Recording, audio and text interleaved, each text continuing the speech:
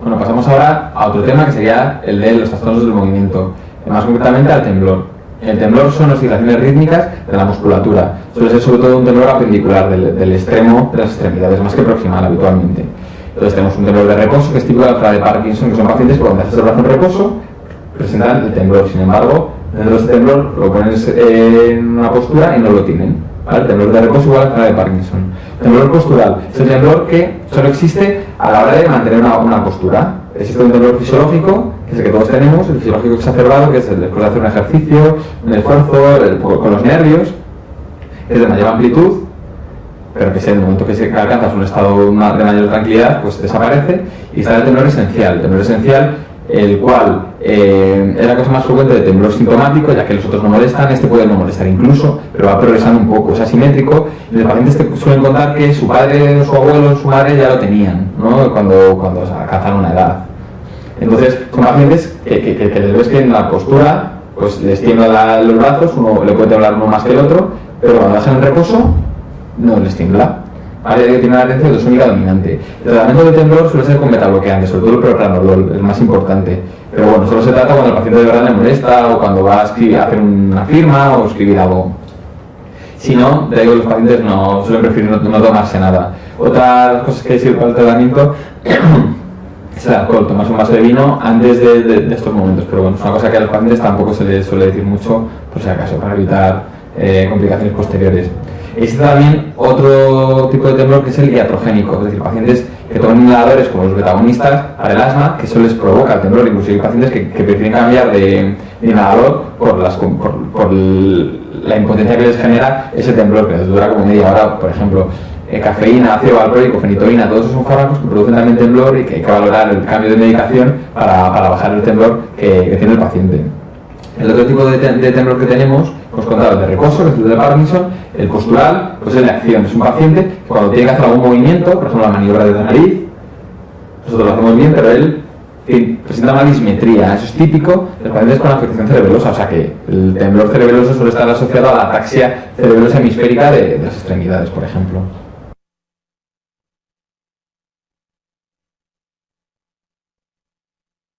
Hablamos de otro tipo de trastornos del movimiento, como son las distonías, que son unas contracciones, es un movimiento involuntario, igual que el temblor, debido a contracciones musculares sostenidas de grupos musculares diferentes, que imprimen una postura anómala a la extremidad. Pues por ejemplo, si habéis visto alguna vez pacientes que con una distonía de la mano, donde ves que tiene una postura, pero a lo mejor unos músculos en flexión, otros dedos en extensión, en oposición.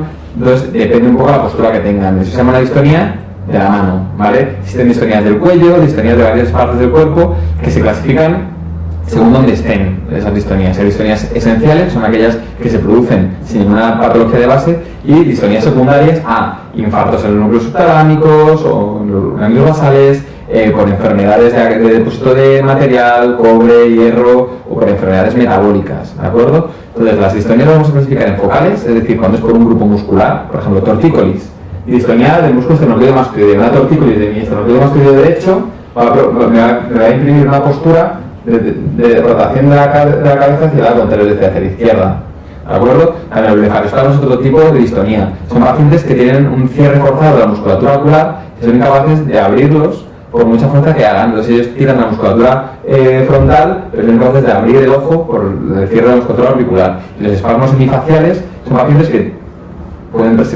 puede ser debido después de una parálisis facial o tumores de troncoencéfalo, que son pacientes que hacen gestos raros, ¿vale? Tanto con la boca, que les tira, como con el ojo, que se les cierra. Los espasmos hemifaciales. A veces eso es difícil de diferenciar de los tics, porque hay gente que tiene tics complejos, pero bueno, para eso está la historia clínica y hablar de los pacientes. Las distonías segmentarias son cuando ya incluye un área corporal, es decir, no solo un músculo o un grupo muscular muy chiquitito, sino que ya incluye dos cosas. La más importante es el blefaroespasmo con la distonía oromandibular, es decir, una paciente o un paciente que cierra los ojos continuamente y no puede abrirlos, con una distonía de la cara, de la región peribucal, que se llama síndrome de Ney, ¿vale? Y luego ya tenemos las multifocales, que es de un brazo y el cuello, las semidistonías, que es todo medio cuerpo, y las generalizadas, ¿vale? Que es cuando incluye el área crural más otra, ¿de acuerdo? El tratamiento básicamente es el siguiente. Cuando es una distonía leve que no tiene ninguna molestia, sobre todo con baclofeno o con benzodiazepinas, ¿vale? Sea diazepam, hay un montón, clonazepam. Sin embargo, cuando ya nos hablan de una distonía, que ya sí que molesta, y que nos hablan de una distonía focal, sobre todo cuello, blefaroespasmo, incluso espasmos hemifaciales, la toxina botulínica es la elección. Va muy bien, tiene efectos secundarios que es dejarte flacidez en la cara o en ese músculo, pero dura como 2-3 meses y tiene un efecto muy bueno. Y a largo plazo, si con eso no va bien, pues cirugía sobre el globo pálido, una estimulación cerebral profunda.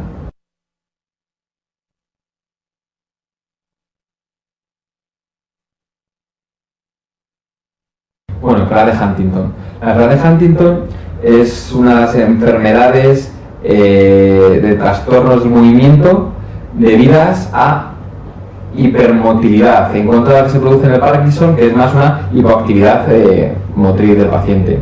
Tiene una herencia autosómica dominante, se produce por expansión de tripletes, del triplete CAG, que de generaciones en generaciones va aumentando ese número de tripletes. A partir de un número de copias, digamos que la enfermedad se manifiesta antes. Y además, según te lo transmite tu padre o tu madre, existe el fenómeno de anticipación, es decir, que si tu padre te transmite la expansión de tripletes, es más fácil que se te produzca la enfermedad antes que después. Es decir, que te puedes encontrar que dentro de una familia, tu abuelo, tu padre y tú lo tenéis a la vez, cada uno a su edad, abuelo a los 80, tu padre a los 60 y tú a los 30 o a los 40 años. Clínicamente suele cursar a partir de los 40 años. Consiste en lo siguiente: nos van a dar un paciente con antecedentes psiquiátricos de la familia, porque se comportaba raro alguien de su familia, sobre todo su padre o su abuelo, y que desapareció. Y muchas veces dicen, no, pues se empezó a comportar raro, a hacer cosas raras y se fue de casa y nunca más se supo de él. Y eso se acompaña a trastornos del movimiento. La enfermedad de Huntington también se llama Corea, y es porque si se acompañan de los movimientos anormales, así serpenteantes de las extremidades, como imprimiendo formas raras, se ve una distonía, pero moviéndose continuamente el paciente. Eso, a los trastornos psiquiátricos, ya nos debe hacer pensar, junto a los antecedentes familiares, en la enfermedad de Huntington. A la larga acaba produciendo una demencia de tipo subcortical, esquizofrenia, depresiones.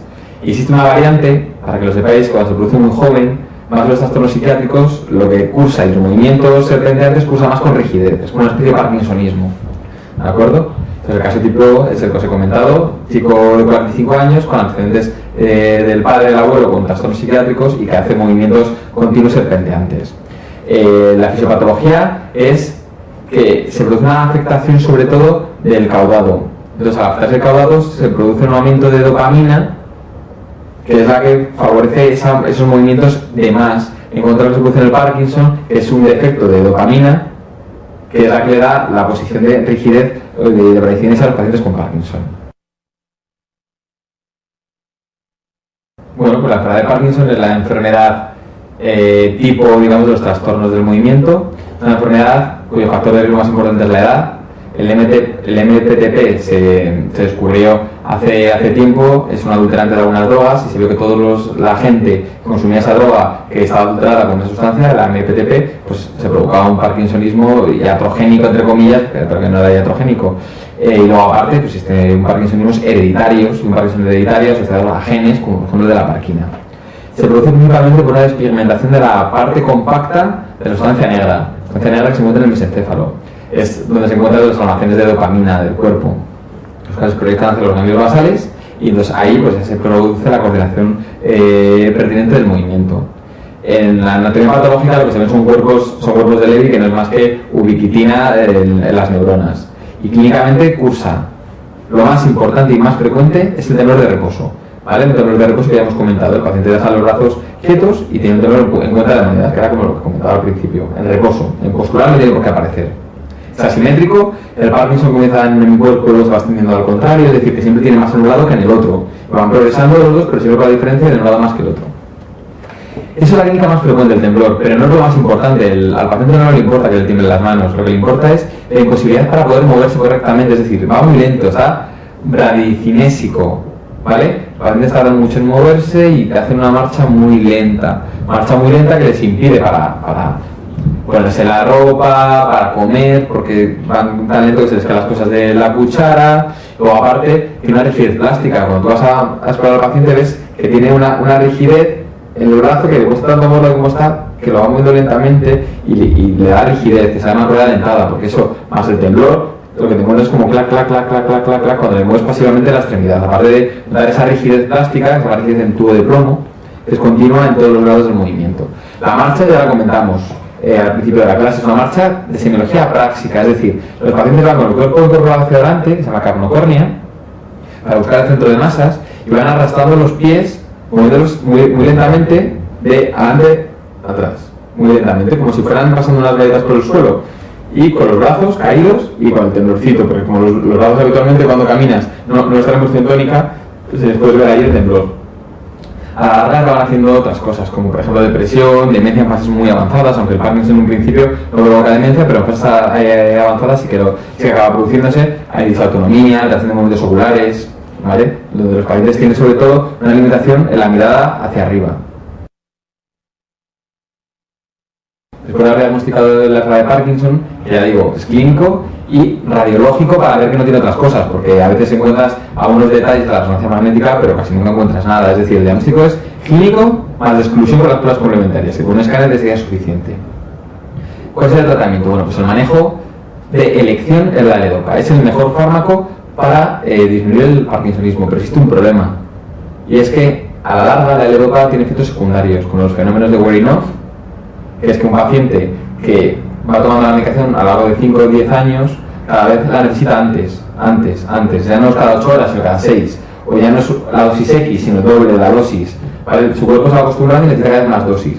Luego está el fenómeno on-off, que es otro bastante malo también, que va apareciendo a la larga de los 5 o 10 años según te vas tomando la medicación. Entonces, eso consiste en que un paciente de repente está bien y de repente se pone mal, se queda en off, es decir, se queda bradicinésico. Luego, a los 10 minutos a lo mejor se pone en on otra vez, ya se puede poner a mover otra vez. Es decir, cuando los niveles de dopamina están altos, la movilidad es más fluida. Sin embargo, cuando están bajos, la dopamina, el paciente se mueve de una forma más lenta, ¿vale? Estas son las complicaciones motoras, entre otras, que tienen estos pacientes con Parkinson, que se ha demostrado que si no das L-Dopa, no las tienen. Es decir, que son complicaciones directamente demostradas de la L-Dopa. Por eso, a pesar de ser el mejor fármaco, todo paciente de menos de 60 años se va a optar por dar agonistas dopaminérgicos, que son buenos, no son tan buenos, pero al menos sabes que le puedes cubrir con eso hasta que tenga los 70-75 años y luego ya dar la L-Dopa, cosa que si le das la L-Dopa desde el principio va a tener los efectos secundarios y luego ya no vas a poderle dar nada más.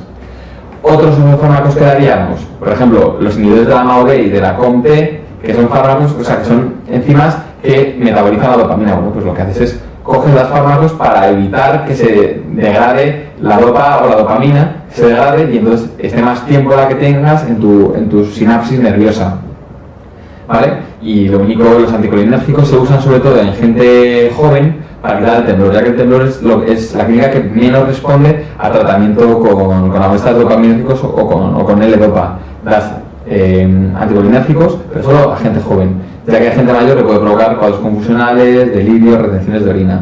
Y lo único para terminar, comentar la cirugía del Parkinson. Cada vez está desarrollando más y va teniendo mejores resultados, pero nunca es de primera elección. Primero es agotar todas las posibilidades médicas, como lo veremos luego en la epilepsia, agotas todas las posibilidades médicas y después, y antes de que el paciente esté invalidado completamente por la enfermedad, se opta por poner una estimulación profunda que suele ser en el núcleo subtalámico, ¿vale? De forma bilateral.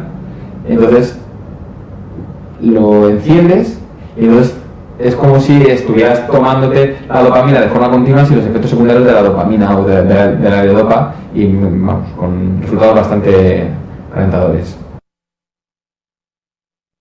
Vamos a hacer una pregunta acerca de los trastornos del movimiento. Es la número 63 del test de primera vuelta. Es referente a la relación a la enfermedad de Parkinson. ¿Cuál de los siguientes síntomas no esperaría usted encontrar? Síntomas o signos.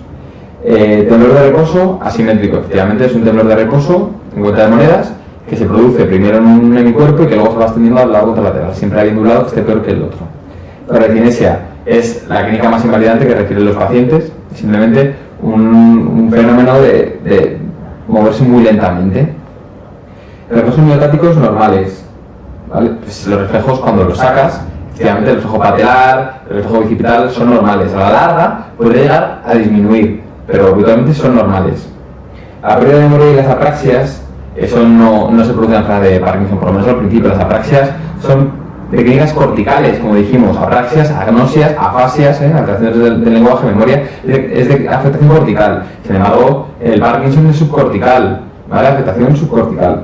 Esa sería la respuesta incorrecta o la correcta en este caso.